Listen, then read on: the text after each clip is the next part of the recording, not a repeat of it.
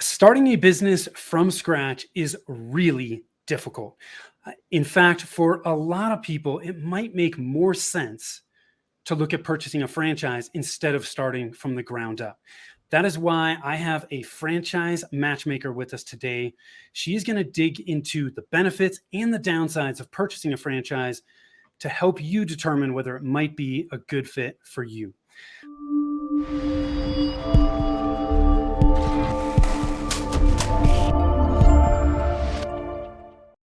Hi, I am Tim Fitzpatrick with Rialto Marketing, where we believe marketing shouldn't be difficult. All you need is the right plan. Thank you so much for taking the time to tune in. I am super excited to have Diane Pleuss with me today from FranChoice. Diane, welcome, and thanks so much for taking the time. Thank you so much, Tim. It's a pleasure to be here with you. Yes. So before we jumped on, you were telling me it's your last name is spelled Pleuss. Correct. But it's pronounced Pleuss, like choice, like Or Rolls-Royce. Yes. Okay, cool. And I did not come up with that. I used to be in advertising, and one of my clients nicely came up with a little bit of rhyme. Pleuss rhymes with choice, voice, or Rolls-Royce. And I thank her for that so much. Yes. No, I'm excited to dig into this. I have never had anybody on to talk about franchising. I think it is something that a lot of people overlook, but there certainly are some really strong opportunities out there. So I think this is going to be a great conversation. Before we jump into that, I want to ask you some rapid fire questions, help us get to know you a little bit. Okay. You ready to jump in here with both feet? Let's do it. Okay. So when you're not working, how do you like to spend your time? I like to get a run in. I'm on a running streak where I run a minimum of a mile a day, usually 20 miles a week, and I'm approaching day 600. Good for you. Consistency is key, right? Yes. What's the best piece of advice that you've ever been given? The best piece of advice was from a former boss, and he said, if you do what you say, you'll be successful. And if you're actually good at it, you'll be very successful. Yeah. Sometimes it's the simple things that are actually the best. So what's one thing about you that surprises people? Probably that I'm a farm girl from Wisconsin. I was in 4-H, and I used to take my cows to the county fair and state fair and show them. Okay. I love it. What does success mean to you? It means setting personal goals that are a stretch for you, that work for you. And it should be personal, financial, work, volunteer, the whole thing. It's multidimensional. Where's your happy place? My happy place is on my lawn chair on the deck in the patio with a book or a magazine on a sunny day. Indulgent. Yes. Well, and you're in Northern California. We were talking about that. I grew up in Northern California. So you get you get plenty of days to do that. We do. And Tim, I have to share with you that when we moved here from Wisconsin, we moved here in the beginning of March, and I was wearing a turtleneck and corduroys and a ski jacket, and neighbors were coming and introducing themselves in t-shirt and shorts. And I thought, I'm going to like it here. And those first couple of weeks, I kept saying, the weather is so nice. It's so beautiful. And finally, one of my neighbors pulled me aside and said, Diane, that's pretty boring. It's always nice. We talk about more things than the weather here. Yes. Well, when I moved to Denver from the Bay Area, it took a little while for me to get used to it because with the seasons, the colors are different. Like in the Bay Area, in the winter, it's green. Yes. In Denver, it is brown because everything dies off, but it's the exact opposite in the summer. In the Bay Area, everything's brown in the summer, but here it's green and it's fun. So it took a little bit of getting used to adjust to that. And it took me a while to get used to saying not brown, but golden. Golden. There you go. That's right. Yeah, golden's probably the a better way to describe it. Last question I have for you: what qualities do you value in the time you? What qualities do you value in the people that you spend time with? Integrity, honesty, ability to communicate, people that are willing to give first and help out. Awesome. Tell us a little bit more about what you're doing with FranChoice, how you're helping people, and then we're going to dig in and help people understand what franchising is all about. Sure. I work with people many times that are in what's called career transition. They don't necessarily want to stay in the corporate world and they're looking for other opportunities. They may or may not think about business. If they do, they might think about a franchise. And franchising is more than just fast food and French fries, but most people don't know that. So they don't know what are the good franchises, the not so good franchise. How do they go about it? Could they be a good fit? It's a bit overwhelming. So as a matchmaker or franchise fitter, I basically match good people with good franchises based on the person's goals, their skills, their interests, their investment level, so they can be successful, happy, and build an asset either that they could then sell or possibly hand down to family. So, as a franchise matchmaker, who's paying you? Is it the franchise or the person purchasing the franchise location? It is the franchise company. Got it. So FranChoice will pre-screen the franchise companies. And if they pass that pre-screen, usually they're quite happy because FranChoice is quite selective. Yeah. And that way we are introducing them to qualified candidates that would be a very good match. So they look at it most of the time and say, gee, we could advertise in this website or participate in this trade show, but we might not get the quality of people that we want. So if we are approved, we can work with FranChoice. They will bring us a few great people, and it's a two-way street. If we like them and they like us and we award them a franchise, then yes, we will pay FranChoice a fee for that pre-screening, that qualification, the education that we do. And franchising is highly regulated. So the franchise fee for a new franchise is exactly the same whether someone works with us or not. Yeah. So it's not like you're getting a better deal going directly to the franchisor. No, no. The franchise fee, it is what it is. Yeah. Well, so this is really similar. Most people will be able to relate to this. When you go buy a house, you work with the real estate agent.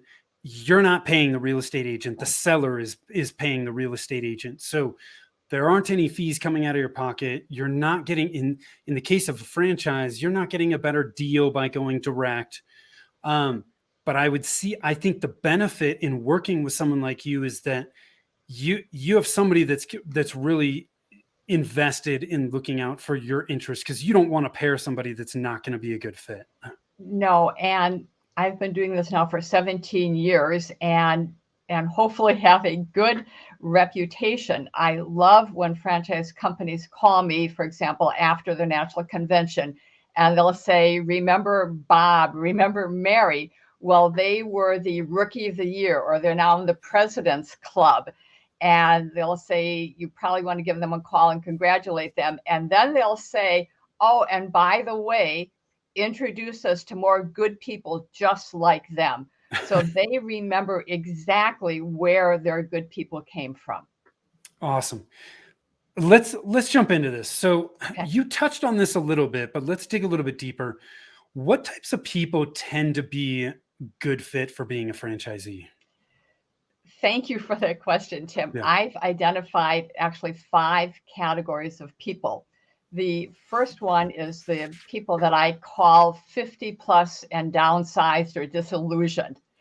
They could stay in corporate America. They've got great experience. The future doesn't look bright, or they have been downsized maybe once or twice, 3 times or more, and they don't necessarily want to go back. They want to build equity for themselves and their families.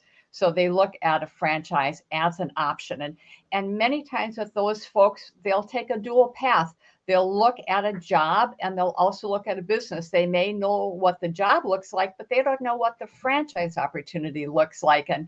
And many times when I work with people, I chuckle because I say, you're probably going to be in the enviable position that because now you see options and choices, you're going to be more attractive even for employment opportunities. So you might have a job option and you might have a business option, and it would be a great place to be.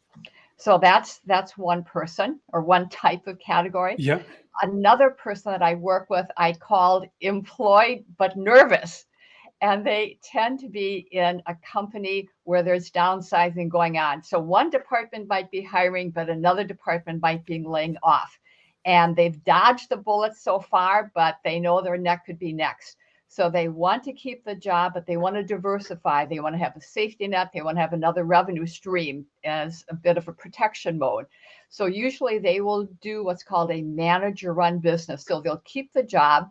They'll do the franchise that's manager-run, put it in place. And many times year one, they'll open up the first location or unit. Year two, approximately the second unit. Year three, the third unit. And then they're in that enviable position. They might say, gee, I'm cash flowing now and this is going good. I might say goodbye to the corporate world and continue to grow and scale more units. And if not, they've got this additional revenue stream that they've built. Is now an okay time to dig into this manager run? Sure.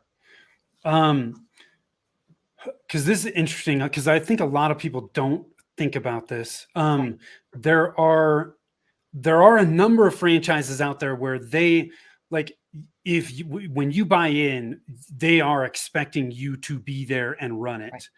Right. But there are also some, as you touched on, that are more manager run where you don't have to be there. Exactly. Can you dig into that a little bit? Because it seems like a manager run option is something that somebody who wants to invest and diversify, but does not have the time to do all the day to day. Exactly. And there are certain industries that do very well in that category that are designed to be manager run. And those could be, for example, fitness. And most of the time people think that, oh, they have to be in shape or they have to be a fitness nut, and they don't have to be because they're going to hire that person who's going to run the business. So they are not going to be the face of it. They have to see that it's an industry that's growing. Many times people like fitness because people renew from month to month, so it's predictable coming in. And surprisingly, again, with the good fitness companies, there's still a category that is growing, particularly in boutique fitness. Another industry would be hair salon. Other ones are kind of crazy. You might think of an oil change business, but yet that can be manager run, and you could again keep a job. So there are categories similar to that. Some of the office rental could also fall in that category, and there's a variety of others as well. So with manager run, obviously they're still spending time. Yes. Do you have any idea the average amount of time that a franchise owner is spending with a manager run option? Franchise companies will generally want you to be able to spend 10 to 20 hours a week managing the manager and the business. And certainly in year one, I would figure on the higher end of that. Yeah. And then you set up a good structure, and then the hours and the commitment will decrease or should decrease. And again, when you are talking with franchisees as part of what we call validation, you're asking them questions. You can also ask the other franchise owners and say, how much time did you spend in the first 6 months, in the first year? How much time are you spending now? And so you get to verify everything that the franchise company is telling you. And you might see that Rick is running it really well and spending fewer hours, and someone else who might be struggling, and you're thinking, okay, where would I fit in there and how would I run it and how many hours could I dedicate, or do I have a spouse that could also be involved in helping to run it as well, or a Got partner? it. So sorry, I kind of went off track there. So the types of people that tend to be good fit, a lot of them seem to be what I would call kind of corporate refugees in some way, shape, or form. Sure. Um, are there any others outside of corporate refugees? Well, certainly we have to acknowledge our veterans. We always want to thank them for their service. And franchise companies love veterans because they are used to following systems. They usually have great management experience. So many franchise companies will give a discount off the franchise fee for veterans. Okay. And interestingly, veterans tend to outperform franchisees in general. So franchise companies give them that discount, A, to say thanks for their service, but also they know that usually they do extraordinarily well, and it's mutually beneficial. That's an interesting type that I really did not think about, but the systems and the frameworks that are in place for the military, it makes perfect sense that they're a great fit. It does, and not everyone transfers to civilian life well, or they have been in the military and they've retired and now they want to do something. And again, they don't necessarily want to start at the bottom. They want to have some of that freedom and flexibility and control. Yes. And they want to build something that they can put their stamp on, and a franchise would allow them to do that. Do you see entrepreneurs that have started businesses from the ground up investing in franchises? Specifically, my guess would be manager run options are probably make the most sense for people like that. But in your experience, what have you seen?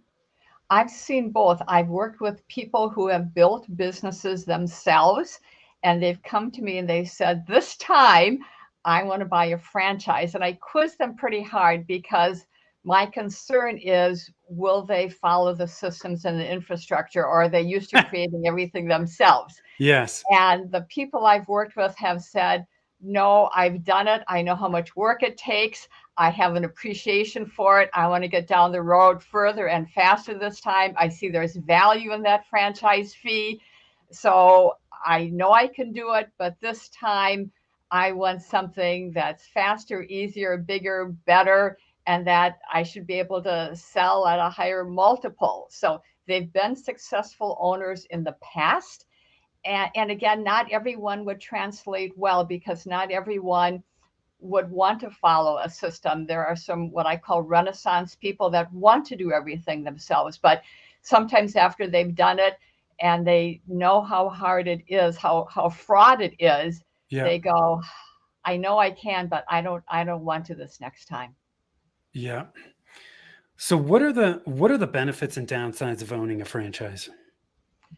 Well, the benefits are you have that infrastructure, you have the people to support and train you. They've done it, they know where the potholes are, so to speak. They say, do this, don't do this. This is what it's going to take. Sometimes you have licensing requirements. Sometimes you are looking at negotiating leases and build out. And if you've never done that before, again, it could be very costly, it could be very time consuming, and you don't want to have those errors. So you look at a franchise to save you that time, to have the people that have gone ahead and forged the path and continue to fine tune and tweak and say, we've made many mistakes, but look at how we've improved it. And we welcome people who have an appreciation for that, who still want to contribute and grow and be part of this successful operation. How much this is good. This is a loaded question. Okay. What's the range of, you mentioned the franchise fees, right? So when you decide to purchase a franchise, my understanding, everyone I've ever seen has a buy-in up front, some type of initial investment, and then they are paying, typically it's a percentage of top line revenue, correct? Well, there's two costs. So let's talk about that. There's the Okay. franchise fee, which is the one-time payment Yeah. that you make when you sign the agreement. And that generally ranges in the $50,000 to $70,000 category. It could be as low as, let's say, $15,000, such as the subway, or it could also be a 6-digit number. Yeah. But if we look at just round numbers, back of the napkin math, so to speak, we could say $50,000 for that one-time fee. And then franchise companies will also have a royalty. Most of the time it's a percentage. Occasionally it's a flat fee. Sometimes the royalty is inherent in the products, such as ice cream. So you don't pay a separate royalty, but you're buying the product. And that, again, goes towards the franchise. Franchise companies are not for-profit. They're for-profit. They're not Yes. for-profit organizations, if I'm saying that correctly. Yeah. But you're looking at that and you want value. You want to be able to see that the royalty that you're paying, and no one likes to pay fees, but if you're getting value and you're saying they introduced this program, they're doing these things, I could never on my own do that. I could never pay for that or take the time for that. Then you've got value. And if you don't see the value, then you shouldn't do it. Yeah. Yeah. So you should be, if you're not getting value from the money you're paying the franchisor, Yeah. they're not doing what they need to do to support the individual franchisees. Exactly. And I've worked with many people over the years now that have renewed. Most agreements are 10 years. And after they renew, and I've worked with, I'm thinking of one woman who was in the President's Club, and I was chatting with her and she said, yeah, my royalties are pretty significant, but she said, I'm still getting tremendous value from the franchise company. And I recognize that I could never do this alone. So while no one likes paying those fees, they go, I wouldn't have the business that I have today if I didn't have that partnership. Yeah. So the big benefit in going with the franchise is you're buying into a system. Yes. You're hitting the ground at 60 miles an hour, not starting from zero. Yes. Downside, of course, there is an initial investment. Right. Right. You've got your ongoing royalties in some way, shape, or form. Yes. You do have guidelines, right, and structure that's in place. There's a benefit to that, but there's also there could be a potential downside for certain types of people.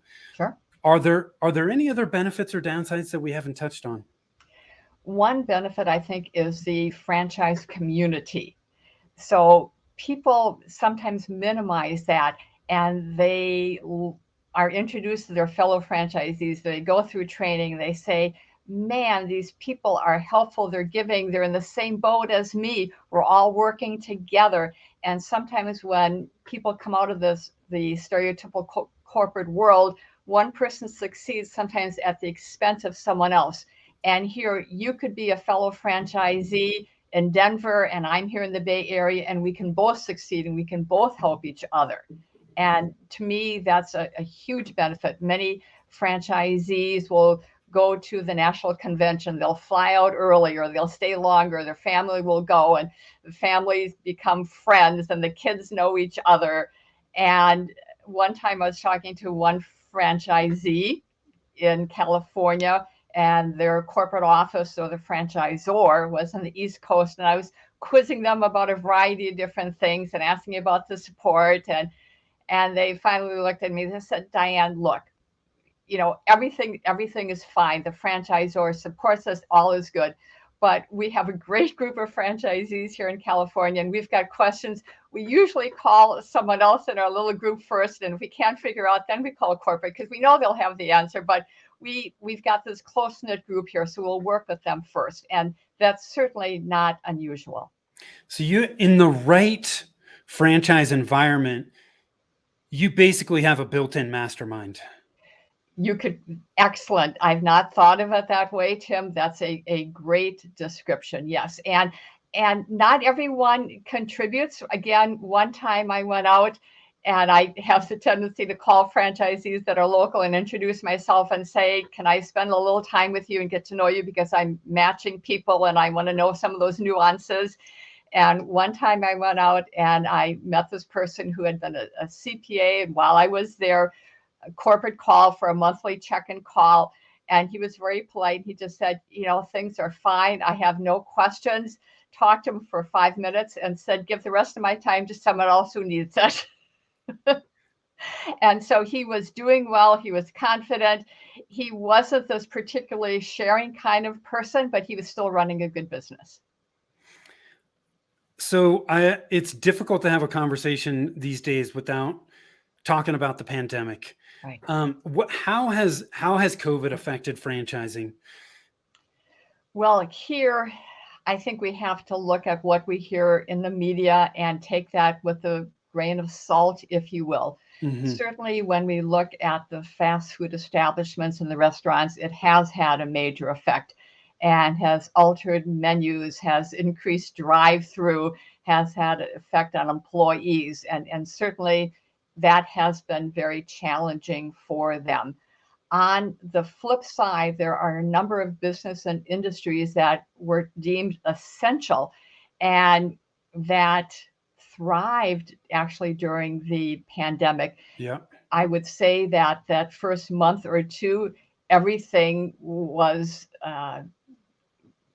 almost a pause, but then things started to come back. So if you look at some of those industries, they don't tout it because no one wants to talk about their success at the expense of someone else. Yeah. But many of the franchise companies, when you dig in, they are very proud of what they have done. They are very proud of how they have supported their franchisees. Many of the companies looked at how they could further help. Some of them reduced their ad fees. Some of them went to the vendors and negotiate better contracts. Some of them call the real estate companies to renegotiate leases or see what they could do there. Some of them provided, for example, PPP equipment because they said, our franchisees are busy running their business. We don't expect them to be able to find and source these types of things. So we will do it. We'll have it shipped to our home office. We'll send it out to our franchisees so they can focus on what they need to do. And they just did these things. Some of them hired people to help the franchisees fill out their PPP and their EIDL forms because, again, they weren't familiar. So these are things that franchise companies just did. They don't tout, and sometimes they're actually rather quiet about that. Probably a year and a half ago, I wrote an article about the pandemic pivot and what some companies had done. And I interviewed one franchise company, and they were very clear. And they said, Diane, we will share these things with you, but by no means do we want it construed that we are touting things, because that's just not how we operate. So keep in mind that, again, anything to do with home services has done well because people were home. Yeah. And they realized that they wanted things done. They didn't necessarily have the skills or the tools or the time. So the franchise companies, for example, that do painting, again, the franchisee is not the painter. They are running the business. They are hiring or contracting with the painters. So those companies, their sales candidly have been off the charts. They have had banner years. Companies that are doing handyman services. And there's a whole host of home-related services from roofing, insulation, gutter repair, the painting, the handyman, HVAC, electrical, plumbing, flooring, window coverings, lawn care, pool care. All of those things were deemed essential, and franchisees were to continue to operate their business. And we don't think of those things initially because they don't have the flashing sign on the side of the road, and yet they have done very well. Are you guys seeing increased interest in franchising with all the people that are resigning currently? We are. I think a lot of people don't necessarily want to go back to the office for a myriad of reasons, or they realize that they have more options. They may have gained more confidence. They realize they can manage more things. They don't miss the commute. They enjoy possibly more family time, and they can look at that and say, here's another option for me. So I think the door has been opened. And one time I worked with someone who had a business, maybe getting back to your point, and he said to me, once that genie is out of the bottle, it's hard to get her back. So I've had a business, Yes. and now I want another business. Yeah. Yeah. Once you go down that path, it's hard to go back. That's for It is. sure. Yeah. How one of the things you touched on earlier was just the initial franchise fee. With companies like FranChoice, do you guys help potential franchisees find funding? What does that look like? Sure. There are funding companies that we work with that we will make introductions to, and they are the specialists. So they will talk with the candidate, and they will help them determine what would be the best way to finance a business.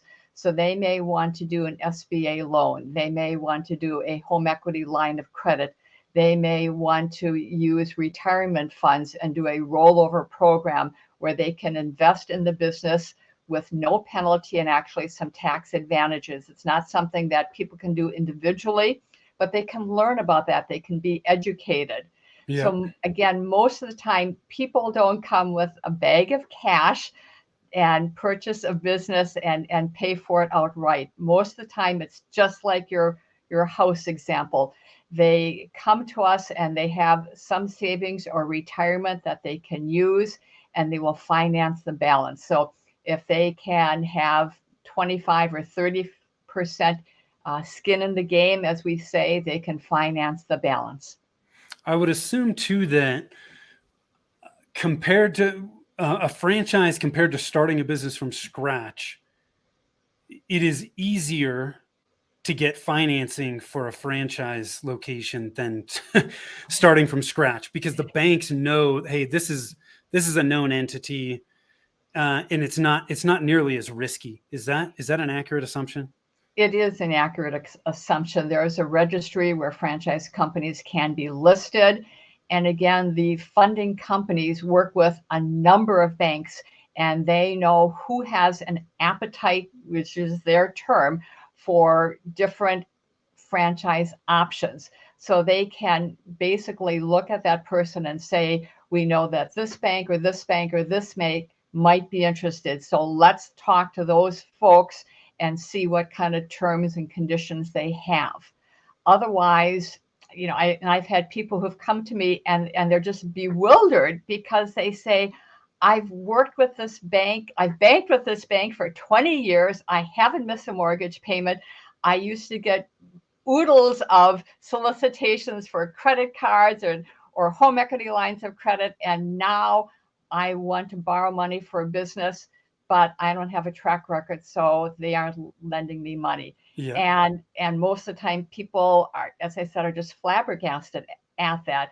So usually this is where a funding company can help. And certainly once that person has 2 years of experience in the business, then usually the banks are knocking at their door saying, so would you like to expand? Would you like to add an additional unit? We'd like to lend you money, because now they have that track record. Yes. So are there any common mistakes that you see people make when they're investigating a franchise opportunity? Yes, there are some mistakes that people make. One I call franchise infatuation. So sometimes people fall in love with a business. So they go on vacation and they see typically a restaurant that they don't have in their hometown, and there's a line, and they're enamored, and the place is busy and it's hopping, and they're thinking, oh, this would be great, it would do so well. But they're not thinking, what is the investment? How long is it going to take for the build out? What do the hours look like? How many employees will they have to have? All of these types of things of running the business. And would that be a good match for them and the lifestyle and what they want? Yeah. So just because it's successful one place and it may be a good business, would it be the best business for them? Or could we look at that as a starting point and say, that might be a good business. Let's see if we should look at that, and maybe we could find something even better that would be customized for you. So that's one concern. Okay. And maybe another first cousin to that would be when people again have a holiday. Sometimes Thanksgiving, Christmas, 4th of July, people are gathering around the campfire, and then they say, yeah, I'm about ready to go with a franchise. And someone goes, no, my uncle had a franchise and he lost his shirt. Don't do it. Don't do it. Yeah. And the person knows nothing about that individual's goals and skills and abilities. They just had one bad experience and they're projecting it, and they can deter that person. And I think it's appropriate, if you truly want to help that person, think of questions to ask, to say, have you asked this question? Have you considered this? Then you can be that genuine help. But if you're just doing that blanket no, I think that's candidly more harm than good. Yeah. This has been a great conversation. Do you have any last minute words of wisdom, thoughts you want to leave us with on this? I do want to share there are two more categories, if you will, of people that I love working with. Cool. And one of them tends to be women who are returning to the marketplace. And I don't want to be stereotypical. I certainly welcome men who have taken a break for family or to care for elderly parents, but they've taken some time off. They look at jobs that are available, and most of the time they are not appealing, or they've got great skills and they don't necessarily want to start over. Yeah. So when they discover a franchise option and that they can have flexibility and sign the front of the check instead of the back of the check, they go, this is pretty interesting. Let's talk further. And then one other person that I very much like to work with is what I call that plug and play entrepreneur. So they're the hardworking, salt of the earth person who wants the business. They want to grow it. They may want to work with a spouse or partner, leave it for kids, but they don't have the big idea and they don't want to create the website and develop training manuals and all those things and ad programs. So they just say, give me the playbook, give me the toolbox, train me and let me go. So I call those my plug and play entrepreneurs. And I, again, very much like working with them and helping them be successful. Love it. If people are interested in this and they want to just, chat with you, dig into it to find out whether you've got franchise opportunities that might be a good fit, where's the best place for them to find you, Diane? The best place is to probably go to quickchatwithdiane.com, where they could book a short 15-minute call with me. And I set that up because, again, as we started the conversation, Pleuss is difficult to pronounce, it's difficult to spell, but hopefully people can remember Quick Chat with Diane. They can also look me up on LinkedIn, Diane Pleuss, the franchise fitter, which is the moniker I gave myself so that hopefully people could find me. I post a lot of articles and like to be active. I encourage people to look at some of the posts or the videos or things that I've done to make sure that you would be comfortable working with me. Awesome. And they can also go to your website, dianepleuss.com as well. Exactly. And that's DIANE and then PLEUSS.com. Perfect. You got it. Thank you, Awesome. Tim. Diane, thank you so much. This was a great conversation. I know there's a ton of people out there who are thinking about getting into business. Don't poo-poo the franchise opportunity. I think it is worth looking into to see if it's a good fit. And Diane is the perfect person for you to talk to. So jump on over there, chat with Diane, and see if she's got some opportunities that may be a good fit for you. Other than that, guys, thank you so much for listening, for watching. Again, I'm Tim with Rialto Marketing. If you are struggling with your marketing, you're not quite sure what that next right step is to get where you want to go, hop on over to our website at rialtomarketing.com. That's RIALTO marketing.com. Click on the Get a Free Consultation button. I would be happy to chat with you and help give you some clarity on what those next steps should be for you and where you want to go. Thanks so much. Till next time, take care.